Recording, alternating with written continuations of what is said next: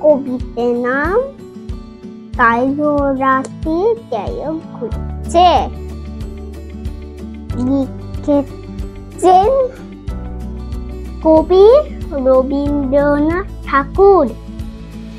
কালো রাতে গায়ক ঘুরছে, আলো টানিয়ে দিয়ে মুছছে। পূব দিকে ঘুম ভাঙা, হাসে উষা চোখ রাঙা। নাহি জানি কোথা থেকে ডাক দিও চাঁদে রেখে। ভয়ে ভয়ে পথ খুঁজি, জানতাই যাই বুঝি। তারা হুই বাতি জেগেছিও রাতি। নেমে এও পথ খুঁজে, বেই ফুয়ে জুই ফুয়ে।